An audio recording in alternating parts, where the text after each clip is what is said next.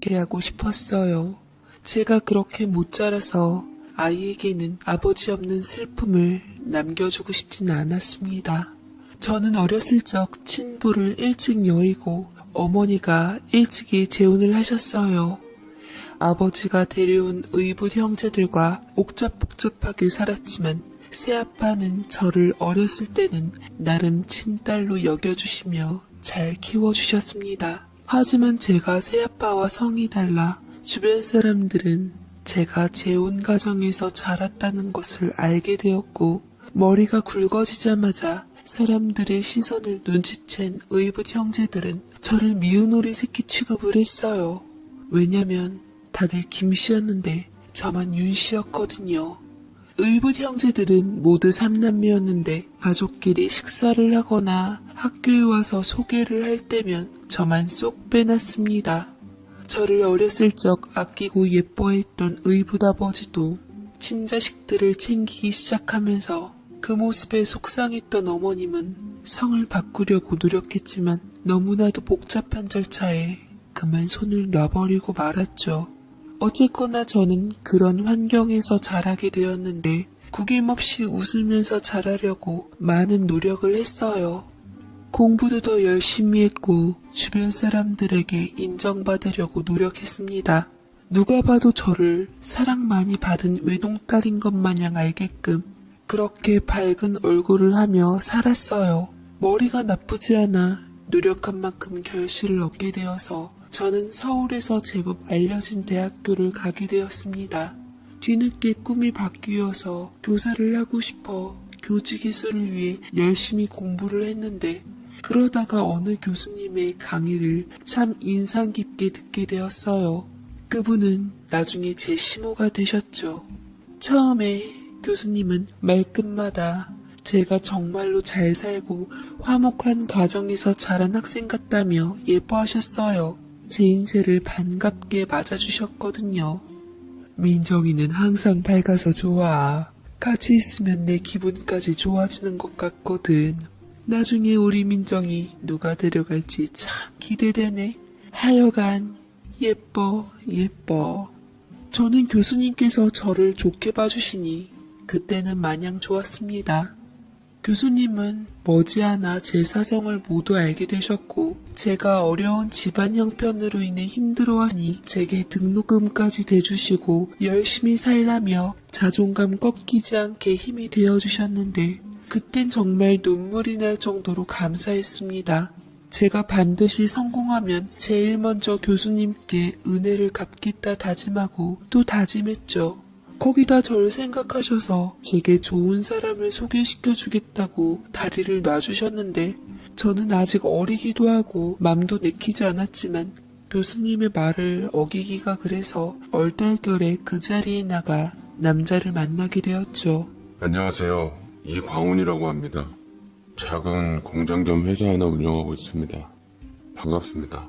라고 말을 하는데 8살 정도 많은 사람이었지만 실제로는 나이가 더 들어 보이는 편이었어요. 본인 말로는 어렸을 때 약을 잘못 먹어서 노안이 일찍 왔다고 하는데 거기다 업무 스트레스로 인해 대룩대룩 찐 두툼한 뱃살과 턱살, 쑥스러운 듯 숱이 숭숭 빠진 머리를 긁적이는 모습이 어찌 보면 참 순수해 보였습니다. 거기다 키는 또 커서 엄청 듬직해 보이기까지 하더라고요. 저도 사람인지라 외모가 보여 처음에는 마음에 안 들었지만 제가 계속 마음에 든다며 꽃과 선물 공세 물질로 들이대고 다정하게 챙겨주는 모습에 마음 둘 곳이 없었던 저는 잠시 흔들리기도 해서 몇 번 만나보기는 했었어요. 하지만 만날수록 저랑은 좀 여러모로 안 맞는 것 같더라고요. 일도 안 하는지 매번 저 수업 받을 때 문자에 전화에 못 받으면 저 생각해주는 척 어디 아팠냐 당장 가겠다 뭘 좋아하냐고 물어서 칼국수나 분식류 좋아한다고 했더니만 맛있는 거 사준답시고 대게집이나 횟집을 가는데 제가 갑각류 알레르기가 있고 날 것을 또 잘 못 먹거든요. 사정 얘기하고 못 먹으니 어이없다는 듯 농담이랍시고 입이 싸구려다. 나중에 저랑 결혼하면 식비로 돈 나갈 일 없겠다. 결혼 기념일에도 분식류 먹으면 되겠다고 말을 하는데 살짝 불쾌하면서도 상대방을 배려하지 않는 모습에 실망스럽기도 했습니다. 어느 면으로 볼 땐 자상하고 친절해 보이지만 단점이 보이기 시작하면서부터 부담스럽고 만나기가 버겁더라고요. 교수님 얼굴 봐서 몇 번 만나보긴 했는데 더 이상 이런 마음으로 만나는 건 아닌 것 같아 고민을 거듭하다 아니다 싶어 거절 의사를 밝혔죠. 그렇지만 그 남자는 제 의사와는 상관없이 거침없이 밀어붙이기 시작했어요. 잠시나마 빈틈을 보였던 저를 놓치고 싶지 않았던지 계속해서 들이대는데 사람 맘이 그럴수록 더 멀어지는지 점점 더 정이 떨어져 갔습니다. 교수님께서 언제 한번 소개시켜준 남자랑 잘 돼가냐고 물어서 처음에는 그러려니 하다가 나중에는 속마음을 털어놓았어요.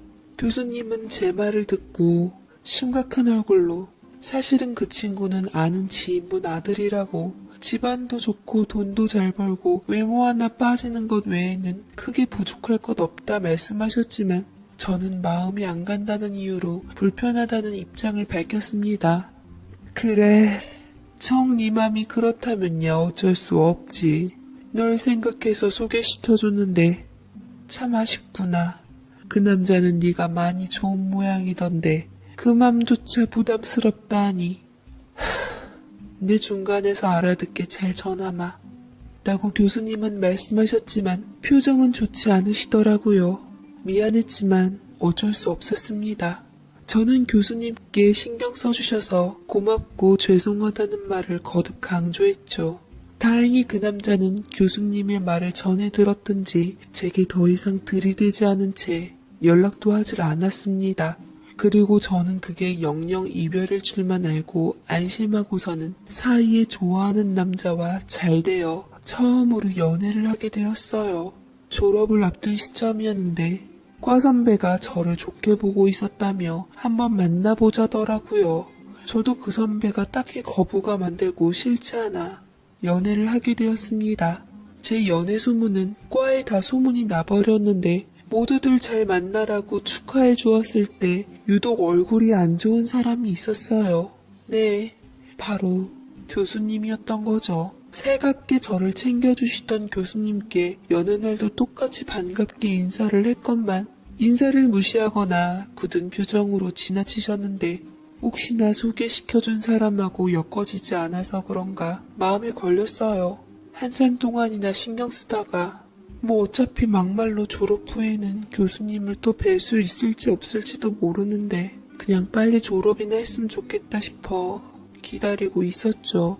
저는 저만 생각하고 달달하고 싱그러운 연애를 하고 있을 때쯤 일이 일어나고 말았습니다. 그날은 집에 오자마자 평소처럼 왁자지껄하고 소란스럽더라고요. 저는 현관 앞에 낯선 신발도 입고 해서 손님이라도 왔나 싶어 고개를 빼꼼히 들이밀었는데 그 인물을 보자마자 거의 뒤로 넘어가기 일보 직전이었습니다. 안녕하세요, 민정씨. 오랜만이에요. 제가 잠깐 출장을 갔다 와서 오랫동안 연락이 안 되었죠. 미안해요. 진지하게 만나는 사이니 언제고 부모님은 한번 봐야 할 것이고 그래서 이번에 출장 다녀와서 짬나는 김에 찾아뵈었어요. 한우 세트랑 과일 세트인데 부모님께서 마음에 들어 하셔서 정말 다행이에요. 라고 말을 하는데 순간 온몸에 소름이 돋기 시작하더라고요. 하지만 아무 내막도 모르는 아버지와 어머니께서는 투풀 한우 세트와 과일 세트를 흐뭇하게 바라보면서 기쁨에 가득한 얼굴을 하시곤 저를 굳이 그 사람 곁에 앉히려고 했습니다. 우리 민정이 대학 졸업하자마자 바로 시집가게 생겼네. 그래, 여자는 뭐니 해도 능력 있는 남자 만나서 그 그늘에서 사는 게 최고야. 이 친구랑 얘기 좀 나눠보니 건실하고 사람도 좋아서 아주 네 신랑감으론 딱이더구나. 나이가 8살 정도 차이가 나지만 나이 많이 지는 남자랑 결혼하면 사랑받고 좋지. 이참에 부모님들도 만나 뵙고 상견례 날짜라도 잡아보자. 하시며 새아버지가 너스레를 떠시는데 저는 입술을 질끈 깨물다가 그 남자를 끌고 밖으로 나가 단도직입적으로 얘기를 했습니다. 지금 뭐 하자는 거예요? 저 지금 만나는 좋은 사람 있어요. 그때 제가 분명히 광훈 씨한테 알아듣게 말씀드렸을 텐데요. 미안해요. 그렇지만 사람 마음이 뜻대로 되는 것도 아니고 민정 씨에 대한 마음을 제가 도저히 적을 수가 없겠더라고요. 제가 민정 씨를 진심으로 좋아한다는 것을 알게 됐어요. 그 사람은 마치 저에 대한 마음이 진심인 듯 자신의 마음을 받아달라고 호소하는 듯 눈물까지 글썽였지만 저는 이미 다른 사람과 연애 중이었고 그 사람에 대한 마음이 전혀 없었기에 단칼에 거절하는 것이 도리라고 생각했습니다. 저는 광훈 씨한테 조금도 연애 감정이 없어요. 미안하지만 앞으로도 이런 일로 얼굴 붉히는 일 없었으면 좋겠어요. 저도 불편하고 광훈 씨도 불편하고 광훈 씨 소개받아서 저를 아껴주신 교수님하고도 사이가 서먹서먹해요. 더 이상 절 힘들게 하지 말아주세요. 민정 씨, 제발 저 한 번만 봐주세요. 분명 몇 번 만날 당시에는 당신도 날 이성적으로 생각하고 있었잖아요. 대체 내 뭐가 싫은 건데요? 한 번만 더 내게 기회를 줘요. 나에 대해서 잘 알게 된다면 당신이 만나고 있는 사람 대신 날 선택하게 될 거예요. 당장 선택을 안 해도 좋아요.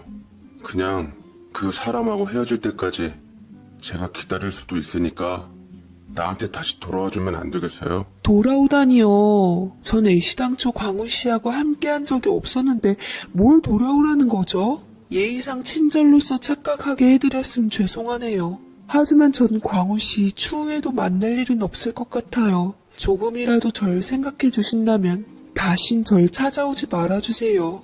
라며 저는 그 사람을 밀어내다시피 내보내고 문을 쾅 소리내어 닫아버렸습니다. 혹시나 이걸로 그 사람에게 해코지라도 당할까 염려되어 잘 갔는지 눈치를 보았어요. 그 사람은 충격받은 모습으로 착잡하다 못해 참담한 심경으로 마지막까지 보다가 힘겹게 돌아서더라고요. 저는 그 사람이 간 걸 확인한 후에야 안도의 한숨을 내쉬고는 집 안으로 들어왔는데 부모님께서는 왜 그 사람과 함께 안 했냐고 절 닥달하셨습니다. 아버지는 제가 집에 남아있는 게 언짢으셨던지 어떻게 해서든 그 사람과 엮어주지 못해 안달이셨어요. 민정아, 너 그런 자리 찾기 힘들다. 보니까 사람 건실하고 돈도 꽤나 있는 것 같고 괜찮고 좋더구만. 인물이 좀 잘나지 못해 흠이지. 남자 얼굴 생겨봤자 바람이나 나지. 남자가 마음도 넉넉하고 널 많이 사랑해주는 것 같아서 내가 마음이 다 놓이더라. 그 사람과 좀 만나보고 연애하다가 좋으면 결혼하고 그러면 얼마나 좋겠냐. 라고 저를 끝까지 부추기시는데 도저히 참을 수 없었던 저는 사실 저 만나는 사람 있다고 그 사람과 좋은 관계 유지하고 있다고 말하고서 말을 자른 뒤 방으로 들어갔습니다. 그 일이 있은 뒤 다신 그 사람을 볼 일이 없다고 생각했는데 그 이후로도 그 사람은 끈질기게 제 주위를 맴돌았어요. 하는 일도 없었던지 저만 졸졸 쫓아다녔는데 제게 뭐라 하는 건 아니었지만 항상 그 사람의 시선이 어디서든 지켜보고 있다는 게 좀 무섭더라고요. 그렇다고 그 사람이 제게 뭐라고 어떻게 한 건 아닌지라 또 경찰에 신고할 수도 없었습니다. 가는 곳마다 제 주변을 맴돌던 그에게 그만 좀 하라고 소리치고 벗어나려고 애썼지만 그 사람은 미안하다고만 하고 저를 너무 좋아해서 그렇다며 제발 아무것도 안 할 테니 멀리서나마 보기만 해달라고 자기는 제가 뭐라 해도 그럴 거라 하니 정말 미치겠더라고요. 제 남자친구는 그때 불안한 저를 지켜주기는커녕 다 제가 처신을 잘못했다고 생각한 모양이었습니다. 참다 못해 그의 존재가 불편했는지 얼마 안 가서 저와 이별을 고했습니다. 솔직히 네가 여지를 남기지 않았으면 그 남자가 무슨 배짱으로 너한테 이렇게까지 들이대냐? 아무래도 내가 널 감당하기엔 그릇이 못 되는 것 같아. 너에 대한 마음이 이것밖에 안 돼서 미안하고 부디 좋은 사람 만나서 잘 됐으면 좋겠다. 라고 하는데 이미 저에 대한 마음이 떠난 그는 다른 여자와의 환승연애를 할 요량인 것 같았죠. 그것도 저희과 같은 동기로 말이죠. 저는 짧은 연애의 이별 후 졸업을 했고 교직이슬을 한 터라 몇 년간 임용고시에 돌입했습니다. 허나 임용고시라는 게 쉬운 일이 아니더라고요. 몇 년간 고배를 마시다 점점 합격선에서 멀어지기 시작했습니다. 어쩔 수 없이 꾸역꾸역 아르바이트 해가며 공부를 병행하였던 건데 쉽지 않았던 저는 임용고시를 포기하고 말았고 취업 준비를 하게 되었습니다. 광훈 씨는 제 첫 남자친구와 헤어지자마자 자연스럽게 제 눈에 보이지 않더라고요. 제가 연애한 꼴을 보니 오히려 떨어져 나간 것 같았습니다. 다행이다 싶었어요. 화가 복이 되었다고 당시 좋아하는 사람을 잃긴 했지만 거슬리던 사람도 한꺼번에 치웠다고 생각한 저는 도서관에 가서 추억 공부에 매진했지만 그것도 쉽지 않더라고요.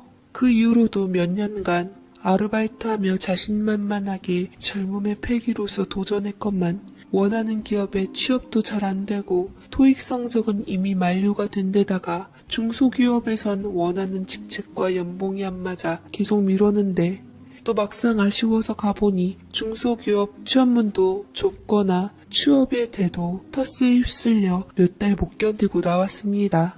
취업 공부가 길어지자 제 직업은 아르바이트생이 되었고 악순환을 끊지 못하고 있을 때 그때 잠시 서먹해졌던 대학 때 절 예뻐하시던 교수님과 연락이 닿게 되었습니다. 우연찮은 기회에 제가 생각나셨다며 먼저 연락을 해오셨는데 저는 카페 일을 하다가 반갑기도 하고 좋은 마음으로 연락을 받아들였어요. 마침 제가 일하는 카페에 오신다길래 한참 주문을 받다가 좀 한가해진 시간에 뵙게 되었죠. 교수님은 전보다 좋은 모습으로 절 반갑게 맞아주셨습니다. 민정이 오랜만이다. 잘 지냈지? 졸업할 때 내가 제대로 챙겨주지도 못하고 미안하다. 나도 어른답지 못하게 속이 좁아서는 개인적인 일로 아끼는 제자인 너를 멀리하고 말았어. 너 졸업하고서도 너 생각이 많이 나더라. 그래서 문득 연락 한번 해봤다. 라며 말씀하시는데 빈말이라도 참 감사하더라고요. 저는 괜찮다며 다 저를 위해서 그런 건 줄 안다며 마음을 헤아려 드리니 교수님께서는 끄덕이시며 고맙다 하셨습니다.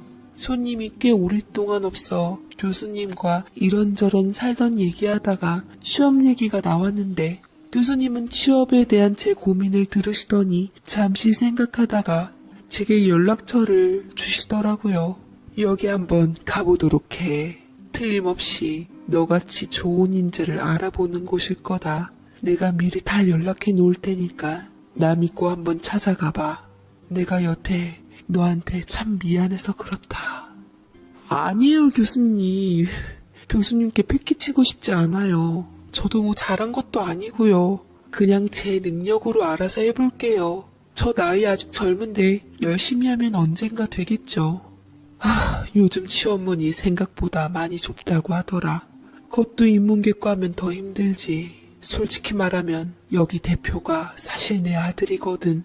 마침 좋은 인재를 구하려고 한다는데 이쪽도 생각보다 사람 구하는 게 쉽지 않다고 하더라. 보증수표로 내가 널 추천해주면 쉽게 취업이 가능할 거야. 일단 여기라도 취업하고 경력 좀 쌓은 후 나중에 눈높이에 맞는 기업 찾아가도 좋을 것 같다. 라고 말씀을 하시는데 저는 교수님의 배려에 몇 번이나 감사하다고 저를 생각해 주시는 마음에 울컥해서 눈물까지 글썽이게 되었습니다. 다신 교수님의 다정함에 기댈 수 없다고 생각했는데 제게 선심을 써주시다니 이 인연을 잃지 않고 싶다는 생각이 들었어요. 저는 이력서를 가지고 먼저 교수님께서 소개시켜 주신 기업을 갔습니다. 회사는 작은 건물이었지만 든든해 보였고 사무실은 깔끔한 편이었어요. 중소기업이지만 취업문이 절실했던 저는 차은 밥 더운 밥 가리지 않을 기세로 조심스럽게 문을 두드렸습니다. 면접 보러 왔다고 하니 대표님께서 기다리고 계신다며 저를 직접 면접을 보시겠다고 하는데 감개무량하기도 하고 교수님 아드님이 어떤 사람일지 궁금하기도 했네요. 설레는 마음으로 문을 열었는데 그런데 윤민정 씨 안녕하세요. 기다리고 있었어요. 라고 말씀을 하시는 대표님은 생각보다 많이 젊으신 분이시더라고요. 대표직 하면은 이준식이라고 적혀 있었습니다. 웃는 치아가 가지런하고 멋지신 분이셨어요. 처음 봤음에도 불구하고 근데 느낌이 어딘가 많이 낯익은 모습이기도 했죠. 얼굴이 호남형의 모습이었는데 교수님이 미인이라 아드님도 미인이려니 싶었지만 둘이 그닥 닮아 보이지는 않았습니다. 저는 황송해하며 어색한 모습으로 소파에 앉았는데 비서가 차를 내오는 사이 대표님이 쭉 이력서를 읽으시더라고요. 참 열심히 사셨네요. 어머니께서 특별히 아끼시는 제자라고 들었는데 어머니 말씀대로 이미지도 너무 좋으시고 성실하신 것 같습니다. 앞으로 저희 회사에 기대되는 인재가 되어주시길 바랍니다. 하며 저와 악수를 청하시고는 비서에게 시켜 미리 만들어 놓은 제자리로 저를 안내해 주었습니다. 환영한다는 뜻으로 자리에 예쁜 꽃병에다 꽃도 꽂아 놓아 주셨는데 향기에 기분 좋아지더라고요. 저는 다음날부터 출근을 하게 되었고 업무도 차근차근 직원들에게 배우며 능력을 쌓아가고자 했습니다. 다른 직원들은 제게 대체적으로 호의적이고 친절했지만 몇몇 직원은 제가 낙하산인 게 불만인 듯 흘끗 쳐다보거나 뒷담화를 하는 듯 했어요. 출근한 지 며칠 안 돼서 사람들의 시선들이 제각각이니 마음이 불편하기도 했지만 더 열심히 일하면서 이겨내기로 결심했습니다. 그리고 제가 일한 지 한 달 정도 되었을 때 회식 자리를 갖게 되었죠. 회사 고깃집이었는데 대표님도 참석하는 자리였습니다. 키도 훤칠하고 당당한 모습의 대표님이 나타나니 여직원들은 황홀한 눈빛으로 보았고 남직원들은 존경의 눈빛으로 보더라고요. 대표님의 간단한 말씀이 끝나고 무섭게 술잔치가 거하게 벌어졌습니다. 자리를 마련해 앉은 사람끼리 도란도란 얘기하는데 어느 한 남직원이 헛기침을 하며 은근히 묻더라고요. 저기 윤민정 씨는 대표님이랑 어떤 관계세요? 너무 어이없는 질문이라 웃으며 답했죠. 대표님이랑 아무 관계 아니에요. 저는 교수님 추천으로 회사에 입사하게 되었네요. 그래요? 들리는 소문은 그게 아니던데. 어디서 나온 말인지 모르겠지만 대표님이랑 만나는 사이라고 말도 들리고 결혼할 뻔한 관계였다는 말도 들리고 그렇더라고요. 그새 회사에 별의별 소문이 돌았는지 없는 말도 지어내 귓가에까지 들려오니 기가 막힐 지경이더라고요. 그런 거 절대 아니에요. 저 대표님 전에 어떤 분인지 몰랐고 이번 회사에 오면서 처음 알게 되었어요. 왜 자꾸 그런 소문이 나는지 모르겠네요. 왜냐면 우리 회사가 인맥으로 사람을 뽑는 회사는 아니었거든요. 아무리 대표님 부모님이나 친인척분들이 낙하산으로 들이밀어도 자리 한번 안내주시는 분이셨어요. 그런데 민정 씨한테 턱하니 자리를 내보내주니 대표님과 무슨 관계가 있나 궁금했던 것뿐이에요. 저는 그 자리에서 아니라고 말을 하려다가 갑자기 나타난 대표님에게 가로막혀 난감한 상황으로 몰리고 말았습니다. 대표님은 제 대변인인 양 제 편을 들어주셨습니다. 윤민정 씨는 제가 추천을 받고 스카웃해온 인재입니다. 앞으로 업무 성과로서 가치를 증명해낼 테니 같은 팀원으로서 응원해주고 옆에서 잘 도와주세요. 작은 회사이니만큼 갖가지 소문이 나돌았지만 포기하지 않게 이를 악물고 대표님의 부응에 맞게 저를 추천해주신 교수님 뜻에 걸맞게 최선을 다해 일했습니다. 꼬투리 잡힐 일을 해서 별스런 소리도 듣고 싶지 않았고 저를 믿어준 사람들에게 패도 끼치고 싶지 않았습니다. 처음엔 열정으로만 업무를 보다가 이리 치이고 저리 치이고 윗상사들에게 정신 못 차리냐고 낙하산 티를 그렇게 내고 싶냐고 혼쭐이 났지만 꾸준히 페이스를 잃지 않고 열심히 하며 점차 업무에 적응되어 가니 낙하산 소리도 쏙 들어가더라고요. 매일 혼자 퇴근이 늦어져 나머지 업무를 하고 있을 때쯤 대표님께서 뭔가 잊고 가셨던지 회사에 들어오셨다가 저와 맞닥뜨리는 일이 생겼습니다. 대표님은 제가 야근하고 있다는 것을 아셨던지 근처에서 도시락이랑 커피까지 사오셨더라고요. 너무 늦었는데 무섭지도 않아요? 벌써 9시가 넘어가는데 언제까지 일만 할 거예요? 금강산도 식후경이라는데 저녁도 못 먹었죠? 일단 좀 먹고 쉬엄쉬엄 합시다. 라며 도시락을 척척 꺼내놓는데 아무리 작은 회사라고 할지라도 하늘 같은 대표님이신데 감사한 마음이 어쩔 줄 몰랐습니다. 얼떨결에 어색한 느낌으로 도시락을 먹으며 코에 들어가는지 입에 들어가는지도 모른 채 입에 넣고 있는데 목이 말라 킥킥거리니 따로 준비해온 생수까지 따서 주시더라고요. 괜시리 대표님이 보는 것만으로도 무안하고 내내 의식하게 되었습니다. 회사가 워낙 가족 같고 자유로운 분위기라 저는 맨날 대학 때 입던 늘어진 티셔츠 쪼가리나 청바지 몇 벌로 돌아가며 일주일을 채웠는데 오늘따라 사무실에서 신는 낡은 슬리퍼조차 무한해질 지경이었습니다. 식사를 다 하고 시간을 보니 10시가 좀 넘어 있었고 대표님은 시간을 보며 너무 늦었다고 하시고는 밤늦게 위험하니까 제가 태워다 줄게요. 여직원이 회사를 위해서 야근까지 했는데 대표인 제가 어떻게 넘어가겠어요. 타요. 아, 괜찮아요, 대표님. 그냥 요 앞에서 지하철 타면 금방 가요. 피곤하실 텐데 얼른 들어가세요. 내 체력을 대체 뭘로 보는 겁니까? 그때 이력서 보니까 어차피 저희 집 가는 방향하고 크게 다르지 않아서 집 앞에 바래다 줄게요. 그래야 나도 마음이 놓일 것 같아서요. 괜히 야밤에 퇴근했다가 민정씨한테 무슨 일이라도 생기면 피보는 건 접니다. 라고 말씀하시는데 결국 저는 알겠다며 호의를 받아들이기로 했습니다. 가는 동안 대표님이랑 이런저런 얘기를 하게 되었어요. 특히 대표님은 제가 궁금해하지도 않는 이야기를 선수쳐서 하기 시작하시더라고요. 사실은 제가 결혼한 후 아이까지 있는데 이혼을 했어요. 좋아하는 여자가 떠나서 내친 김에 선봐서 아무 여자하고 결혼을 했는데 알고 보니 바람이 났더라고요. 결국 1년 만에 파토를 맞고 말았죠. 애는 전처가 키우고 있고 매달 양육비를 보내주고 있는데 애만 불쌍하죠 뭐. 라고 자신의 상처를 보이기 시작했는데 처음엔 왜 이런 얘기를 일개 직원인 내기 하나 당황스러웠지만 그냥 좋고 편하게 생각하기로 했습니다. 그런데 의외였던 것은 이 이후로 대표님과 급격하게 가까워지기 시작했다는 거예요. 제가 야근을 할 때마다 대표님은 종종 도시락을 싸와 저녁을 같이 먹은 후 저희 집까지 바래다 주셨고 그 시간들이 제게도 가랑비에 옷 젖듯 점차 익숙해지기 시작했습니다. 저희는 남녀로서 이성적인 감정이 끌려 만남을 갖게 되었고 연애 기간을 거쳐 얼마 안 가 결혼 얘기가 오가기 시작했습니다.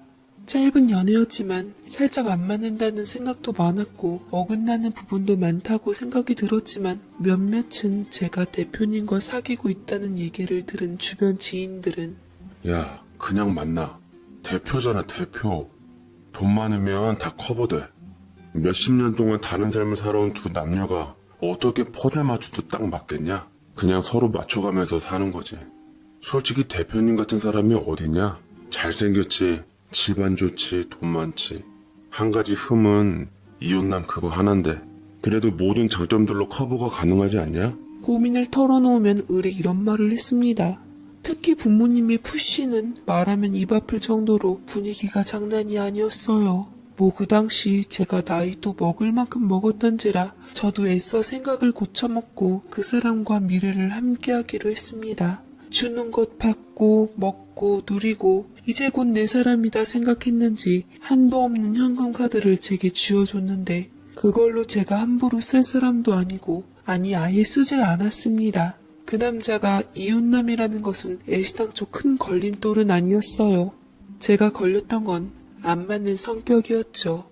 그 남자는 간혹 가다 보면 일부러 저를 골려주려고 엿먹이려는 것 같기도 했고 같이 있다 보면 무언가 제게 분노가 표출되듯 심상찮은 느낌도 들었지만 이내 마음을 풀고 잘해주려는 모습에 최대한 그 사람에게 집중했죠. 나한테 서운한 거 많이 있는 거 알아. 내가 잘할게 좀 더 많이. 우리 어머니한테 맨날 잔소리 듣고 혼나. 너한테 잘하라고. 우리 어머니는 나보다 너를 더 좋아하시는 것 같더라고. 네. 더군다나 그 남자는 제가 가장 존경하고 좋아하던 교수님의 아들이었으니 그걸로나마 제게 위안이 되었어요. 어찌 보면 교수님과 그 일로 멀어지는 게 더 싫었을지도 모르겠습니다. 참 바보 같죠 저도. 교수님과의 인연을 잃기 싫어서 또다시 혼자가 되는 게 두려워 그 남자와 결혼을 결심했으니 말이죠. 저는 그 남자에게 여자라면 한 번쯤 부러워할 법한 낭만적인 프로포즈를 받았고 그 남자는 제 남편이 되었습니다. 직원들은 제게 신데렐라라고 불렀고 저는 그토록 의지했던 교수님을 시어머니로 맡게 되어서 너무나 행복하고 기뻤어요. 기대한 것이 있었기에 10월드라는 것은 상상도 하질 못했죠. 허나 시어머니께서도 아끼는 제자일 때랑 며느리 자리는 달랐나 봅니다. 이런저런 문제를 들먹이며 당분간 합가를 하자고 하셨는데 흔쾌히 승낙하며 합가를 하게 되면서 생각지도 않는 문제들이 터지기 시작했습니다. 말투부터 달라지시더라고요. 너 앞으로 내 말 똑바로 들어라. 앞으로 이 집에서 있는 소리는 절대로 밖에서 새나가선 안 돼. 이번 학기 때 논문 제출해야 하니까 여기 쓰인 자료들이랑 기존 논문들 다 찾아보고 정리해놔라. 그리고 네가 정말 논문을 쓴다는 생각으로 제대로 한번 써봐. 혹시 아니? 내 이름으로 등재되는 영광을 누릴지. 참, 일하는 사람은 내보냈다. 안 살림은 마땅히 며느리가 해야 하니 남편 내조에 힘쓰고 있는 집에 시집왔다고 해서 절대로 편한 마음으로 누릴 생각은 하지 말거라. 네 책임은 우리 아들 애 낳아주고 받은 생활비로 생활을 잘 꾸려나가는 일이야. 항상 올 말에 가계부 검사 받고 새 나가는 돈이 없어야 할 것이다. 특히 네 친정에 돈 빼돌릴 생각은 꿈에도 생각 말고. 네 친정어른들 상견례랑 결혼식장에서 뵈니 속물관성도 있고 참 배운 것 없는 티 많이 내더라. 그런 사람들이 돈 욕심에 눈 뒤집혀 계속 바라는 법이지. 암튼 안팎으로 처신 똑바로 하거라. 이건 경고야. 제게 당부 아닌 경고를 하고서 본인의 논문 자료를 조사하는 것까지 시키고 나중에는 대필까지 시키기 시작하시더라고요. 하며 오락가락 기복이 있는 교수님의 기분을 살피며 저는 항상 맞춰줘야 했고 그날부터 그 집 파출부 겸 조수로 전락하게 되었습니다. 회사에서 일하는 것보다 집안일하는 것은 너무나도 힘이 들었어요. 거기다 자료조사에 녹초가 된 몸으로 남편과 신혼의 기분까지 내려니 너무나도 힘이 들었습니다. 거기다 어느 날 낯선 남자아이가 찾아오면서 제 인생의 무게는 더 고달파졌습니다. 장을 봐오고 들어가는데 그날따라 어머님이랑 남편이 일찍 와서 어느 여자랑 차를 마시고 있더라고요. 곁에는 5살 남짓한 나이가 있었는데 처음에는 단순히 손님인 줄 알고 인사를 했습니다. 그 여자의 매서운 눈초리가 저를 전체적으로 스캔하는 게 느껴지더라고요. 시어머니 앞에서 자기소개와 동시에 볼일만 툭 던졌습니다. 그것도 반말로 말이죠. 당신이구나. 우리 애 아빠랑 결혼한 사람이. 결혼했으니 뭐 축하하고 앞으로 이 아이 본인 아이 이상으로 정성껏 잘 돌보도록 해. 없는 여자가 이같이 괜찮은 사람이랑 살려면 어느 정도 감수는 해야지. 거저먹으려는 신데렐라 신부는 곤란해. 내가 CCTV 거실에다 달아달라고 특별히 어머니께 말씀드렸으니 내가 계속 지켜보고 있는 줄 알고 애한테 잘해. 황당하더군요. 그 여자는 남편의 전처였고 아이는 남편의 아들이었습니다. 근데 뭐 다짜고짜 찾아와서 자기 애를 보라는 것도 부족해 거실에 CCTV를 달겠다고? 이 말도 안 되는 조건에 어머니나 남편은 제 의견 한번 들어보지 않은 채 수락을 해버렸습니다. 그 자리에서 반발을 해도 소용없는 일이었죠. 전처가 재가를 하면서 사이에 낳은 자식까지 제가 떠맡게 되고 한 지붕 네 가족이 되었어요. 저는 일방적인 결정에 반발하며 캐리어까지 챙겨 집을 나갔지만 머지않아 곧 돌아올 수밖에 없었습니다. 아무것도 모르는 친정의 구박과 등살도 등살이었지만 바로 아이가 생겨 제 배는 점차 불러오기 시작했죠. 그들의 자신만만함은 이유가 있었던 거였어요. 분명 내가 아이는 천천히 갖자고 당부했는데도 제 의견은 무시당하고 저는 곧 예비 엄마가 되어 피눈물을 삼키고 집으로 돌아올 수밖에 없었습니다. 저는 식모처럼 임산부인 상태에서도 쉴 새 없이 일을 했고 시모의 뒷감당을 했습니다. 반발했어도 돌아오는 건 모독성 발언뿐이었고 가난하고 힘없고 제대로 된 부모조차 없다는 이유로 저는 갖은 멸시와 구박에 버텨야만 했어요. 아이를 낳아도 마찬가지였습니다. 저도 아들을 낳았는데 아들이 누굴 닮았던지 객관적으로 예쁘다고 할 만한 아이는 아니었습니다. 저도 남편도 나름 나쁘지 않은 외모라 다들 이세가 예쁠 거라고 기대했는데 낳아보니 누구도 안 닮은 아이가 나왔습니다. 근데 첫째 아이와는 형제인 것처럼 또 닮아 있더라고요. 어떻게 이럴 수 있나 싶었는데 남편은 모른 척하고 시어머니께선 짐작하시는 눈치였지만 제게는 아무렇게나 둘러대셨습니다. 아무래도 돌아가신 네 시아버지 얼굴을 빼다박았나 싶다. 훌륭한 분이셨고 남자다운 데다 부리부리한 게 인상이 강하셨거든. 남자가 예쁘장하면 팔자 망가진다? 우리 아들 봐라. 예쁘장하게 생겼으니 벌써 결혼 2번 했잖니. 아, 그렇구나. 어머님, 그럼 시아버님 사진은 없으세요? 보니까 이 옛날 앨범도 하나도 없는 것 같은데 앨범 한번 보고 싶었거든요. 이사 올 때 몽땅 잃어버려 안타깝게도 우리 준식이 사진은 남아있질 않구나. 뭐 그게 중요하니? 그 얼굴이 그 얼굴이지. 우리도 그것 때문에 가슴 아프니까 더 이상 입에 안 올렸으면 좋겠구나. 라며 앨범이나 남편의 과거 사진을 들추는 것을 애시당초 봉쇄를 해버렸습니다. 이 얼굴은 12번 변한다고 어디 한 구석은 나나 남편 얼굴이 나오겠지 싶었죠.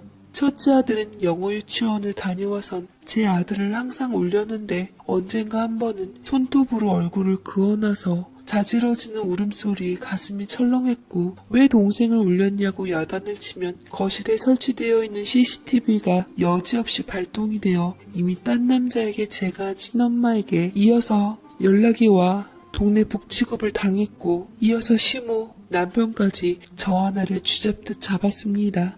다른 사람들은 이런 제 사정은 모른 채 잘생기고 돈 많은 남자 만났다고 인생 폈다며 입을 놀리는데 막말로 한 대 치고 싶었습니다. 언제까지 이렇게 살아야 하나 싶어서 저는 애기만 지키고 하루하루 고된 날들의 한숨을 쉬었는데 시모의 방 청소를 하다가 우연찮게 책 사이에 끼워진 사진 한 장을 발견했습니다. 그건 바로 젊은 시모와 가만 보니 옛날에 제게 관심을 보였던 남자 광훈 씨와 단둘이 찍은 사진이 아니겠어요? 뒤에는 우리 아들 광훈이와 함께 대학 졸업식에서 라는 글과 날짜가 적혀 있었는데 순간 헉하더라고요. 아들? 아들이라니? 분명 시모에게는 지금 제 남편 이준식이 외아들이라고 했거든요. 근데 우리 아들 광훈이라니요. 이해가 잘 되질 않았는데 순간 쎄한 느낌이 들면서 유치원에서 돌아온 큰아이와 제 아이를 보며 저는 또 한 번 식은땀을 흘렸습니다. 누굴 닮았나 했더니 턱이 커다래지고선 널쩍한 광대나 코평수 크고 눈은 째진 것이 바로 사진 속 광훈 씨와 얼굴이 붕어빵이더라고요. 머리가 띵했습니다. 설마 현재 남편 얼굴이랑 광훈 씨 얼굴이랑 유목조목 잘 비교해보니 물론 완전 다른 사람이긴 하지만 이리저리 또 매칭해보니 묘하게 같은 사람 같은 느낌이 들기도 했습니다. 뒤져보니 흔적들이 슬슬 나오기 시작하더라고요. 굳게 닫힌 서랍문을 망치로 깨부수며 억지로 열어젖혔습니다. 그 안에 모든 증거들이 담겨 있었죠. 지금은 이준식으로 개명했지만 당시 이광훈이라는 이니셜과 이름들이 쏙쏙들이 나왔습니다. 애초부터 시어머니께선 광훈 씨가 자신의 아들이라는 것을 숨기고 지인의 아들이라고 거짓말을 한 채 소개를 했던 것이고 이번에는 성령을 하고 개명을 해서 완전히 다른 사람으로 바뀐 준식 씨를 제게 아들이랍시고 취업을 빌미로 소개를 했던 것이죠. 보니까 나이도 속였더라고요. 분명 저랑 8살 차이가 난다고 했는데 실제로는 14살 차이였습니다. 신분증도 하나는 대회용으로 맞춰놨더라고요. 왜 제게 이렇게 자신의 아들을 소개시켜주지 못해 안달이었을까 생각과 동시에 등줄기가 쎄해져 충격에 몸이 부들부들 떨렸습니다. 한참이나 충격에 벙쪄 있어서 저를 부르는 아들들의 소리도 듣지 못한 채 그 자리에 돌처럼 굳어 있었어요. 저녁 때쯤 시어머니와 남편이 근처에서 만났는지 같이 들어오는 것 같았습니다. 제 아이는 잠이 든 상태 같았고 의붓아들은 배가 고팠던지 냉장고를 뒤져 뭐라도 먹으려다 사방에 어질러진 음식 갖고 장난을 치고 있었습니다. 광경을 목격한 그들은 저를 찾았고 시어머니가 인상을 찌푸려가지고선 제게 악을 쳤습니다. 얘, 너 지금 뭐 하자는 거니? 이게 집안 꼴이 뭐야? 애 꼴들은 이게 다 뭐고? 청소 제때 안 해놨어? 돼지우리가 따로 없네. 저녁 식사 준비도 하나도 안 해놓고 너 집에 가만히 있으면서 하는 일이 대체 뭐니? 저는 다가가서 시모 얼굴에 발견된 결정적인 증거인 사진과 광은 씨의 흔적이 담긴 숨기고자 했던 앨범들을 앞에다 쏟아버렸습니다. 그러자 둘 다 새하얗게 질려있더라고요. 그러나 남편은 최소한의 양심이 있었던지 최소한의 변명은 하려 들더라고요. 여보, 이건 말이야. 사실은 내가 당신을 속이려고 했던 것은 아니고 어쩌다가 당신이 어떻게 나한테 그럴 수가 있어? 이거 다 계획된 거였지. 왜 나야? 왜 하필 나냐고. 저는 속았다는 분노에 남편의 따귀를 때렸고 곧이어 시모에게 다시 따귀를 맞았습니다. 멈추지 않고 이를 악물며 남편의 반대쪽 따귀를 또 때렸죠. 시모가 눈을 불을 켜고 이 악물고 제게 달려들자 참다 못한 남편이 저 대신 지 애미를 말리더라고요. 시모는 떠나갈세라 악을 쳤습니다. 이거 놓지 못해? 이 등신아! 내가 쟤한테 어떻게 했는데 저 물건이 감히 내 앞에서 네 따귀를 갈겨? 그렇게 안 봤더니만 아주 보자 하니 이렇게 경우가 없는 애인 줄 몰랐다. 집안 별 볼 일 없었지만 애 하나 만만한 것 같아 은혜를 베풀어줘서 며느리로 삼아줬더니 언감생심 주제 파악도 못하고 날뛰어? 어머니 그만하세요. 제가 잘못한 건 맞잖아요. 그러니까 처음부터 솔직하게 다 얘기했으면 좋았잖아요. 이게 뭡니까 대체? 결국 어머니 구미에 맞는 며느리 드리고 싶어서 만만한 민정이를 며느리로 맞은 거 아니냐고요.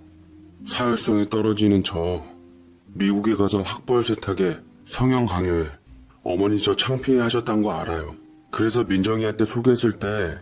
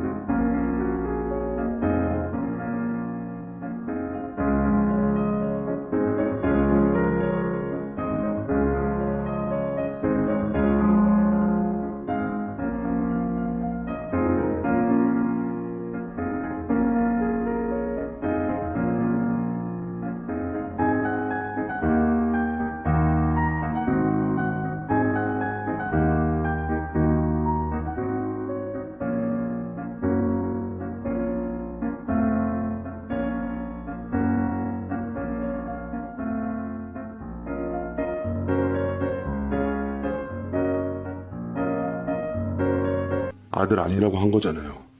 처음엔 나이 많고 못생긴 공황장애 있는 아들 자꾸 맞선에 퇴짜 맞으니 어떻게 해서든 장가 보내려고 민정이 소개시킨 거였고, 두 번째는 이혼남 된 전처 애 키워주고 어머니 수발 들어줄 만만한 며느리 찾다가 또 민정이 제게 들이민 거 아니었어요? 동남아 국제결혼 혼처보다 민정이가 더 만만한 자리라고 안 그러셨나요? 파출부 해주고 엄마 하늘같이 잘 모시고 애 낳아주고 어머니 그런 며느리 원하셨잖아요. 어머니가 설계해놓은 인생 이제 살기도 버거워요. 저 좀 내버려 두시고 민정이 데리고도 이제 그만 연극하세요. 뭐야? 광훈이 너 감히 애미한테 그게 무슨 소리야? 너도 좋다고 나와 같이 민정이 네 아내로 맞았으면서 이제 와서 애미한테 덤탱이를 씌워? 라고 아들한테 몰아붙이던 시모는 눈이 뒤집혀져서 아들을 밀치고는 제 머리채를 잡고 흔들었습니다. 너 내 아들에게 무슨 말을 어떻게 한 거야? 어떻게 말 잘 듣는 내 아들이, 내 말이라면 꿈뻑 죽는 신용이라도 하는 내 아들이 감히 내 앞에서 눈 똑바로 뜨고 대드는 거냐고. 네가 시켰냐? 하라는 집안일이나 제때 해놓고 애나 잘 돌보면 될 것을 우리 가정에 불화를 일으켜? 우리 모자 사이를 이간질해? 네가 바람핀 첫째 며느리보다 더 나빠. 아주 오늘 네 제삿날이다 이거사. 하며 저를 마구 핸드백이며 머리채를 잡고 치기 시작했는데, 소란에 놀라 잠이 깬 제 아이의 울음소리를 듣더니 남편은 아이들을 챙겨 방에다 놓고는 시모를 다시 말리고서 제게 얼른 집에서 나가라고 소리쳤습니다. 저는 허둥지둥 손 쓸 새도 없이 다시 나갔다가 들어와 제 아이만 데리고 얼른 나가려고 했는데, 의붓아들은 얼떨결에 겁에 잔뜩 질린 채 제가 아기만을 데리고 나가니 분위기가 무서웠던지 제 치맛자락을 잡고 함께 나오게 되었죠. 두 아이를 데리고 저는 친정으로 오게 되었고, 저를 세상에서 유일하게 걱정하는 친정엄마를 붙들고는 그간 사실을 다 말한 후 통곡을 해대었습니다.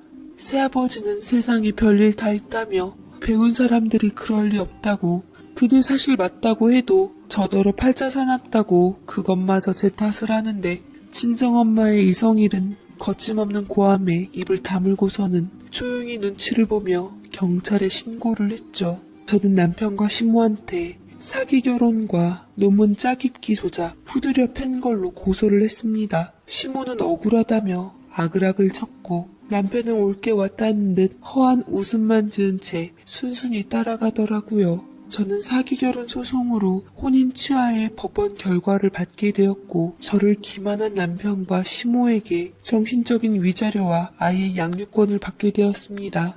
시모는 짜깁기 논문으로 대학에서 파면을 당하게 되었고, 남편은 공황장애가 재발되어 정신적 후유증에 시달려 병원에서 치료를 받게 되었다는 소리를 듣게 되었지요. 의붓아들은 어쩔 수 없이 친모에게 가게 되었는데, 지 자식이라고 제게 CCTV까지 운운하던 친모는 막상 자기 친자식이 오자 입 싹 씻고 못 키우겠다며 고아원에 데려다 줬다 했고, 그 소식을 들은 저는 고민하다가 일단은 임시 보육으로 고아원에서 다시 의붓아들을 데려와 제가 잠시나마라도 거두기로 했습니다.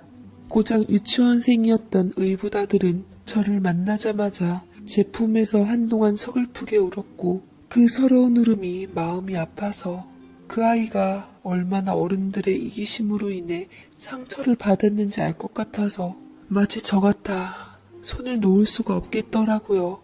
잠시 친정에 있다가 저는 위자료 받은 걸로 현재 월세로 집을 얻어 나와 독립한 상태이고요. 아들들과 함께 현재 함께 살고 있네요.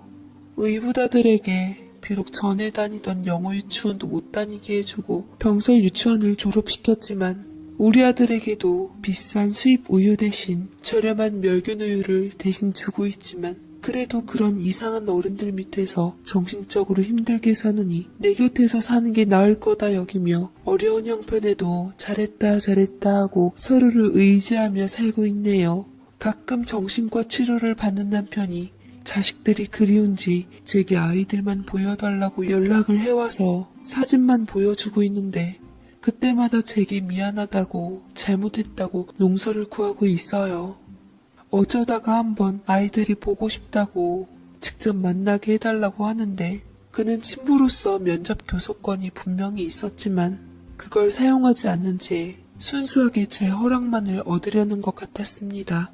허나 저는 괜히 곁을 주다가 아이들로 인해 소용돌이에 휘몰아칠까봐 겁이 나서 엄두도 못 내고 있어요. 그래서 양육비도 애써 안 받고 있는데 여러모로 고민이나 한숨만 쉬고 있네요. 그래도 아이들한테는 좋은 아빠였던지 그리워하고 있는 것은 같은데 아빠 얼굴을 모르는 둘째와는 달리 철이 빨리 들은 첫째는 행여 제가 자신을 놓을까봐 아빠 보고 싶단 말도 안 하는 것 같아 마음이 아립니다. 어떻게 하면 좋을지 사연을 보내보았어요.